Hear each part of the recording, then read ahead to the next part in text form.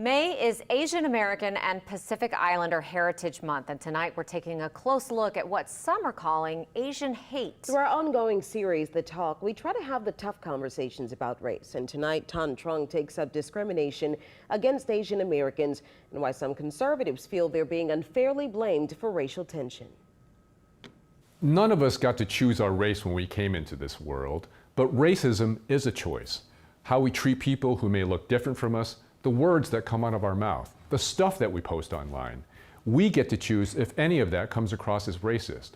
Tonight, we're going to focus on what many call Asian hate, how some people understand it, and perhaps more importantly, how we push back against it.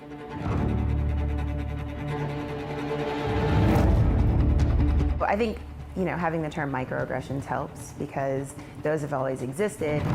When my daughter walked the dog, and a 6-year-old girl just sent out saying, "Are you a dog eater?" My real name is Crystal, but even when I introduce myself, people don't want to accept that that's my name. We'll be discussing race and identity with 4 women. I am Angel Chung Cutno. My American name is Barbara Weaver. So my name is Crystal Yuan Zhang. That's my full name. I am a doctor here at Tulane in the section of infectious diseases. Cynthia Lee Shang, Jefferson Parish President. All have a shared pride in their Asian heritage. My heritage is Chinese. My parents immigrated from China. I was born in the U.S. And raised in Virginia.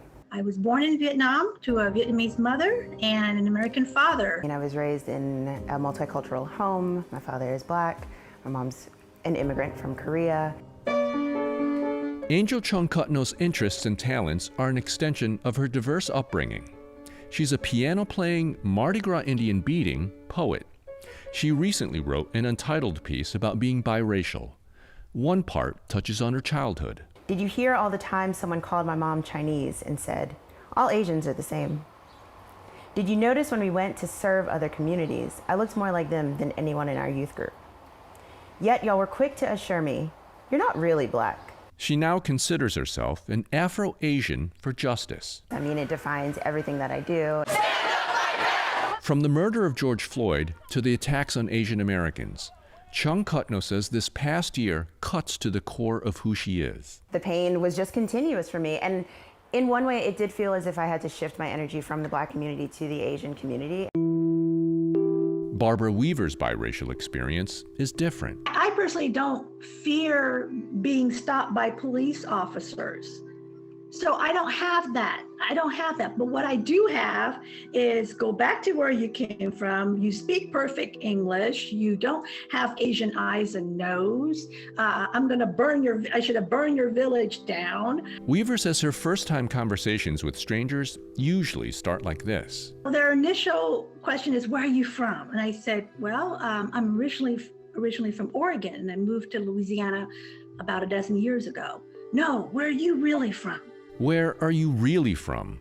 That's something many Asian Americans would consider a microaggression because they feel it singles them out. I can't imagine what the response would be if I was to ask a white American this. "Where are you from? Where are you really from?" For certain Americans, it's just understood. They're from here. Despite being born in the U.S., Dr. Crystal Zhang finds herself constantly explaining where she's from.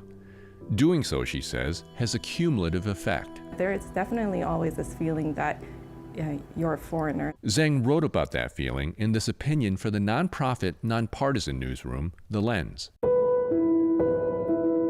She described a dangerous confrontation 2 fellow doctors had with an armed man near her office last April. The incident that I had written about in my op-ed that happened here at Tulane, that really shook me because someone pointing a gun at people and saying, "Are you Chinese or Japanese? If you are, then I'm going to kill you." I really felt like I was fearing for my physical safety and even my life. The suspect then lifted his shirt to show a gun in his waistband, but eventually walked away. There's no video of that encounter, but you may have seen these clips.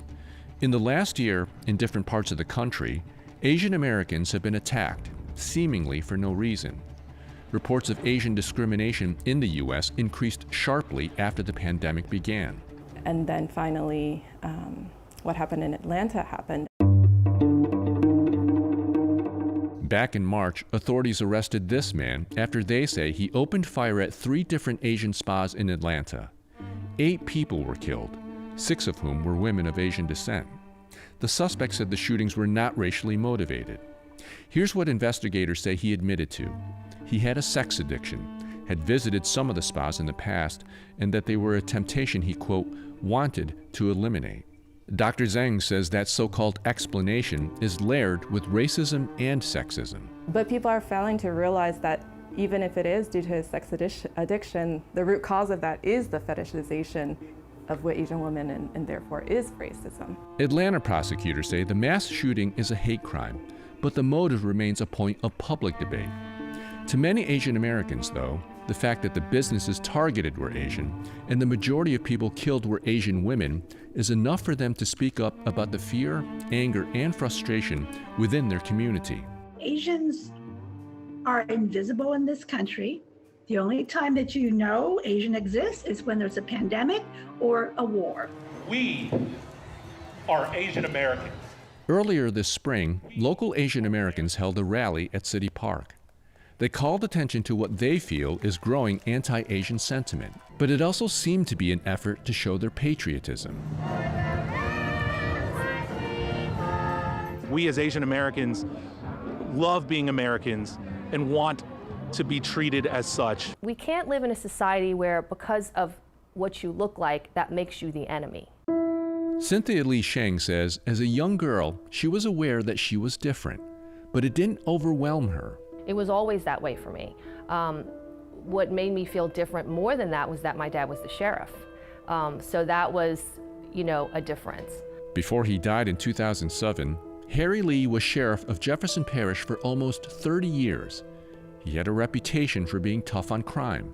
At home, Lee Sheng says he taught her to toughen up. I remember going home and telling my father, someone made fun of me because I was Chinese, and thinking my dad was going to come save the day, call the principal, be my hero, so to speak. And he just kind of looked at me and he laughed. And it was just like, I was shocked. That was the opposite reaction that I thought he would have. And he just kind of said, you let that little kid bother you? And he just, later in life, I remember that story because without teaching me that lesson directly, he was teaching me that lesson of, you don't give people that power over you. Lee Sheng is the first Asian American and the first woman to hold the office of Jefferson Parish president. Even in that position, she can't speak for an entire race or ethnicity. In a similar vein, Lee Sheng says the hateful actions or words by individuals should not represent a broader group, and certainly not the country. You can, as an Asian person, see these things that are going around in the community and withdraw in and look at the worst of people. You have to find the best people out there and interact with them. Like the issue itself, conversations about race are complicated. To some conservatives, the protests, rallies, and reckonings from the past year are part of cancel culture, an attempt to silence certain language, behavior, and political beliefs. Yes, the Caucasians are, yes.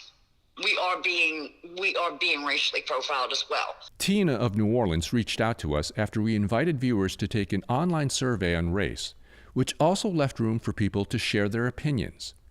Tina says there's no easy remedy for the racism that's taken place. I'm sincerely sorry that the Native Americans were stolen from, that people of color were slaves and treated so despicably. Now, Asian people are being racially profiled. All of that being said, I'm not responsible for it, so stop blaming me for the past.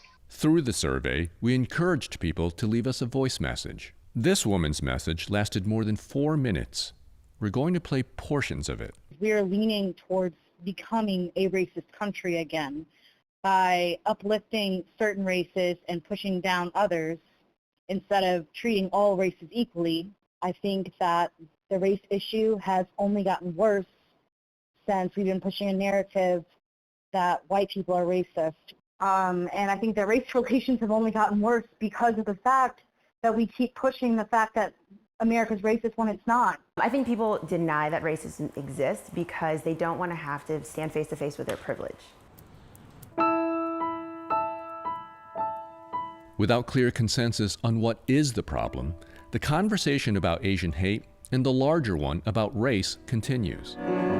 Our conversation with Chung Kutno ends with her reading the final verse of her poem, which captures the personal nature of something that can affect countless people. So when you say, "We treated you just like our other friends," in trying to make me not feel different, you unknowingly denied my difference.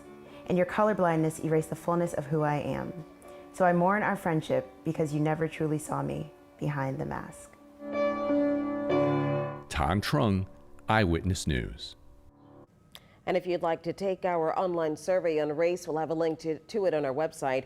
Now, we invite you to share your opinions as we continue to look at racial issues and their impact in our community.